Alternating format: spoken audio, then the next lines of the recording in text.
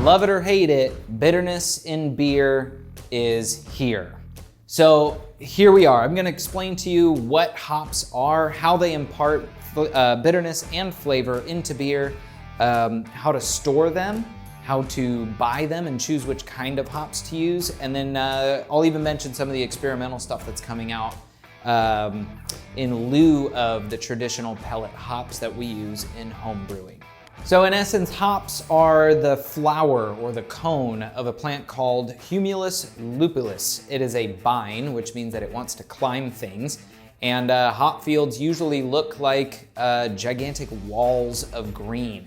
So they have suspended lines that go all the way down the lengthwise, cross lines, and then it's basically twine that comes down to the ground. You plant the hop vines down in the ground and they're gonna climb up those cords. They're very fast growers, and the vast majority of hops are grown in the Yakima Valley in Washington. Actually, here's some Yakima Chief hops. But I've also seen hop fields in Ohio, in Michigan, and in other areas that have the right climate. So depending on the kind of hop variety that you're trying to grow, that is also climate dependent. So the majority of the time, home brewers use pellet hops. That's what these are. This is the kind of package that comes in the pre-made kits that you can buy online that I recommend starting with. That's why I keep bringing them up in this course. But this is what they look like. This particular variety is a Centennial pellet hop, and it has 8.1% alpha acids. Alpha acids are essentially how many of the oils are in here that we can then tap into. So it's a very important number, and I'm gonna get into bittering versus flavoring hops in a second. But this is what they look like. Essentially, the hop cones are collected off of the vines. They are then put through a process of dehydrating and then pushed through, I'm sorry, not dehydrating.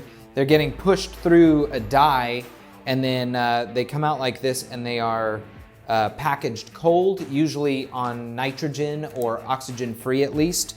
It's not uncommon to see hop packages come in a vacuum sealed kit, and I keep mine in the freezer for storage.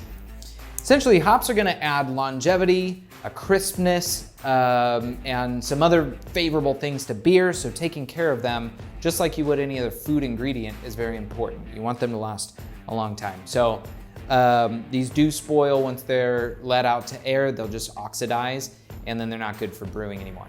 So I did mention the alpha acids. This is where we can calculate basically how much of that hop essential oil is in the original cone.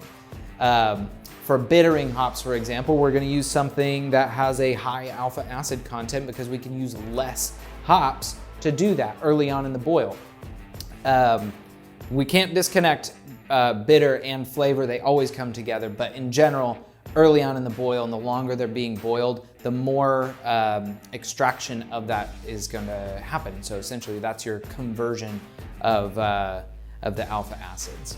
So alternately, if you add hops later on, you're gonna see words used in our recipes like boil hops. That's hops that are being added during the boil at whatever increment that is, say the 30-minute mark, 15, 5, flame out. Flame out means when you cut the heat altogether, so you're either turning off the flame of your propane burner or you're turning off the electric controller for your electric brewing setup. Whatever that is, that's what flame out means. And then also whirlpool. So essentially that conversion of your hop oils is happening anywhere above 170 degrees. So whirlpool hops, you're putting the hops in and essentially letting that temperature drop. So all of those are gonna have different impacts on your beer. The final one I'll mention is dry hopping. I don't really know why it's called dry hopping, because you are I suppose you're putting dry hops into the wort as it is fermenting or once it's done fermenting, and that's gonna give just blasts of aroma. These examples of hops here exactly are something that I would use commonly in a dry hop charge. So it says right on here, and you can look these up online, it kind of gives you the kind of flavors that you can expect out of it. So the aroma would be citrus or flavor. See this one, for example, it just has aroma or flavor. But citrus and floral. Basically what it's not saying is bittering. This is an expensive hop to use for bittering. Citra, for example, this guy has tropical fruit, including peach, passion fruit, and guava. Obviously, there's also citrus notes that come with that. And so, yeah, the different varieties of hops, I will stick to my recommendation that I will tell you consistently throughout this course.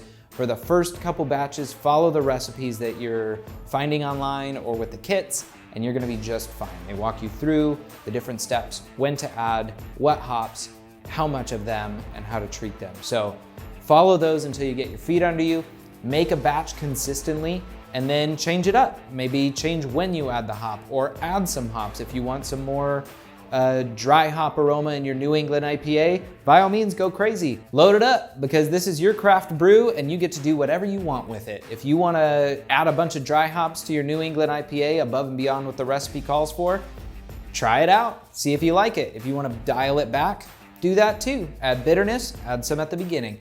Do you. All right, so lastly, I did tell you that I would mention the different kinds of hops that we have access to. Generally, the recipes that you're gonna find online, and once you start making your recipes, those are gonna use dry pellet hops, just like these.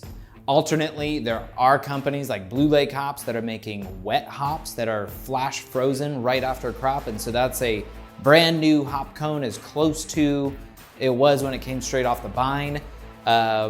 There are dehydrated hops, so essentially you're gonna get a bigger bag. It's still gonna just be like 2 or 3 ounces. This is 1 ounce, for example. 1 ounces of whole cone hops is significantly larger. It's gonna make brew day a little bit harder if you don't have the right gear to filter those out. They are fun to use. I use those in beers where I am adding hops directly into the mash, which is kind of a rare thing these days, but it's still really cool. So we're adding hops very early on into the mash, and that is going to start starting that conversion and extraction process very early. Alternately, there are things like hop shots, where it's the essential oils just really concentrated, and you don't get any of the hop material in there. Again, it's kind of a math thing on how to use these. If you have the right software like Brewfather or Beersmith, you can select what kind of hop you're using, and it'll help you figure out what that bitterness and the final hoppiness is gonna be in the final beer. Yeah, so that's about it for hops. I think you know everything that you need to know to get started. So let's get to it. You're gonna see these in action on the brew days.